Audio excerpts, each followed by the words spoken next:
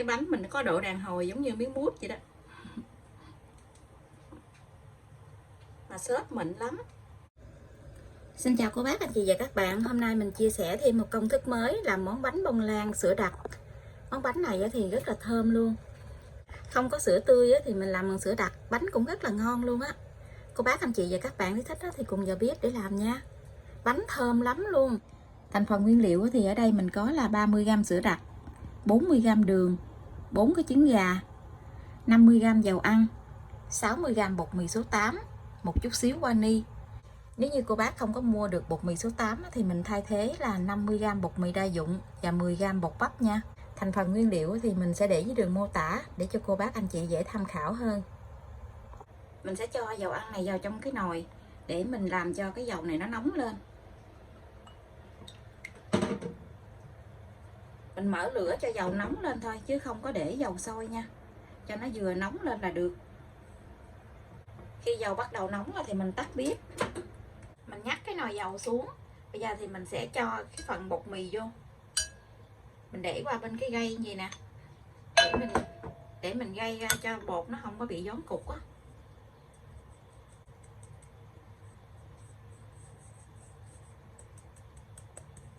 Mình khuấy đều cái bột này lại.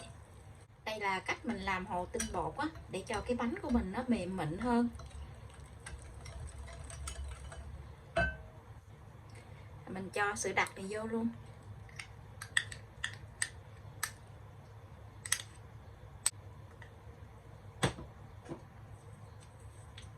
Một chút vani cho nó thơm.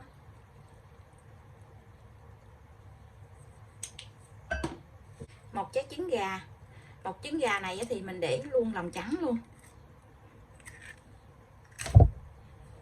Mình khuấy cho đều hết cái phần này lại.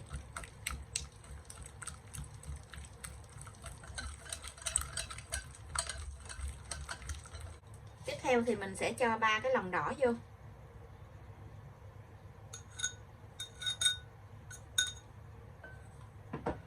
Mình trộn hết tất cả cái hỗn hợp này lại cho đều. Mình trộn đều lại như vậy là được. Tiếp theo thì mình sẽ đi đánh 3 cái lòng trắng trứng.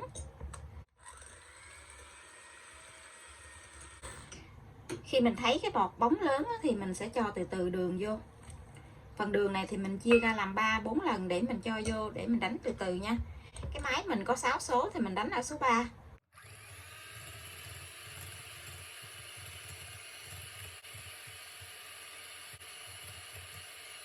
Mình đánh trứng, khi mà mình dở cái que đánh trứng lên nó có cái chớp câu nhỏ như vậy là được.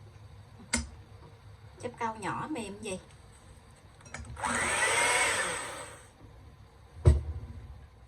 Giờ thì mình sẽ lấy 1/3 cái phần lòng trắng này qua bên cái thau lòng đỏ. Mình dùng cái phới đánh trứng này mình khuấy một chiều để cho nó không có còn bị gión cục cái trứng. Khi mình thấy đã đều rồi thì mình sẽ cho ngược lại bên cái thau lòng trắng.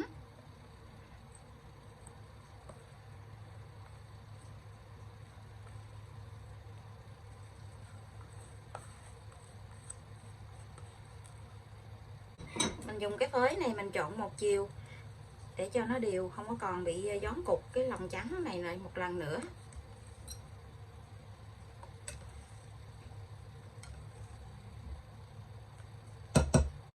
Sau đó thì mình dùng cái muỗng chét bột này mình trộn từ dưới lên.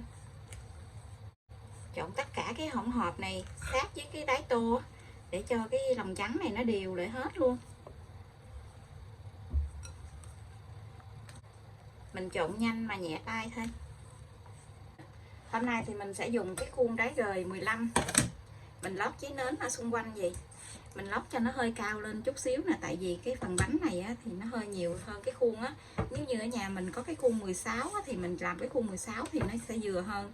Còn cái khuôn này thì nó hơi nhỏ cho nên mình lót thêm cái phần cao lên vậy nè, để cho cái bánh nó nở lên thêm cao một chút. Thì mình cho hết cái phần bột này vô. Mình dở cao cao lên để cho nó bể cái bọt khí lớn.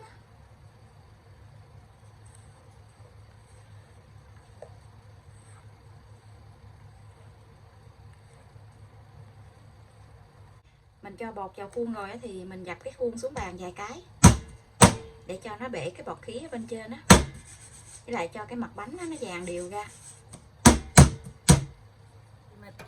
Và mình sẽ cho bánh vào trong lò để nướng luôn. Lò nướng của mình có 3 ngăn thì mình cho vào ngăn thứ 3, tức là ngăn dưới luôn á. Mình mở lò lên nóng trước 10 phút nha. Mình nướng ở nhiệt độ là 145 tới 150 độ C. Mở 2 lửa. Thời gian nướng là 45 tới 50 phút. Mình không có cần mở quạt. Giờ bánh mình đã nướng xong. Giờ thì mình sẽ hé cửa lò ra. Mình để cái bánh ở trong lò thêm 3 phút nữa mình hãy lấy ra nha. Lấy cái bánh ra liền nó dễ bị sốc nhiệt, cái bánh của mình nó sẽ bị xẹp xuống. Mình lấy cái bánh ra khỏi lò rồi thì mình sẽ thả cái bánh xuống dưới bàn vài cái vậy, để cho cái mồ hôi ở bên trong á nó thoát ra. Cái này cái bánh của mình nó cũng tách ra khỏi cái khuôn á. Mình để cái khuôn lên trên cái ly vậy nè. Cái khuôn này là cái khuôn đáy rời á, cho nên á, mình để gì để mình lấy cái khuôn xuống nó dễ hơn.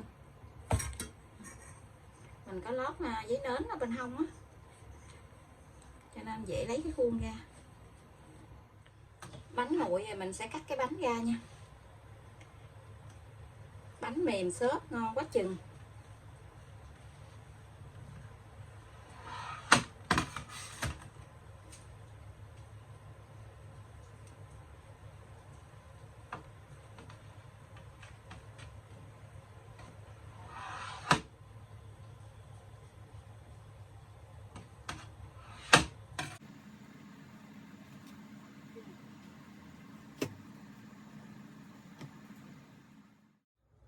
Ở đây là phần bánh bông lan làm bằng sữa đặc của mình vừa nướng xong.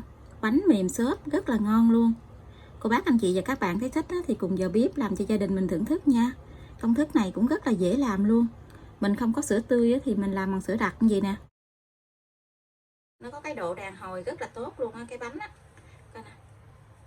Mình không có sữa tươi thì mình làm bằng sữa đặc như vậy nè. Cái bánh của mình nó rất là mềm xốp luôn, và thơm nữa.